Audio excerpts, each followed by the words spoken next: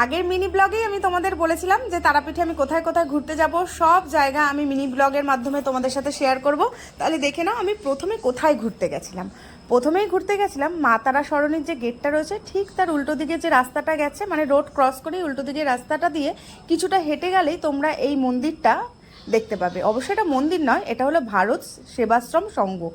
এতটা কাছে মন্দিরের, এত একটা সুন্দর জায়গা রয়েছে, অনেকেই হয়তো জানে না, তাই তোমাদের সাথে শেয়ার করলাম। তোমরা যদি যাও তারাপীঠে অবশ্যই এই জায়গাটা কিন্তু একবার হলেও ভিজিট করবে। বাইরের গেটটা যতটা সুন্দর, ভেতরটা আরও বেশি সুন্দর। সরু লম্বা মতন রাস্তা রয়েছে, দুপাশে বাগান রয়েছে, আর এক পাশের বাগানে একটা শিবের মূর্তি রয়েছে, সেটা পাহাড়ের উপরে বসানো।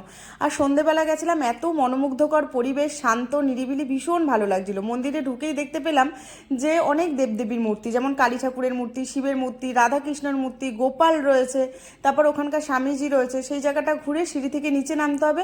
নিচে নেমে যা দেখতে পেলাম সে তো আমার চোখ জুড়িয়ে যাবার মতন। কৃষ্ণের নানা রকম অবতার রয়েছে, দুর্গা মায়ের নানা রকম অবতার রয়েছে। কৃষ্ণ ছোটবেলা থেকে বড়বেলা পর্যন্ত যা যা করেছে, আমরা যা যা বইতে পড়েছি সমস্তটা রয়েছে। তারপর বৃন্দাবনে আমরা যে রাসলীলা, কৃষ্ণের লীলা দেখতে পাই সেটাও রয়েছে। তোমরা সবটা দেখো, দেখলেই বুঝতে পারবে যে জায়গাটাতে সত্যিই একবার আসা দরকার।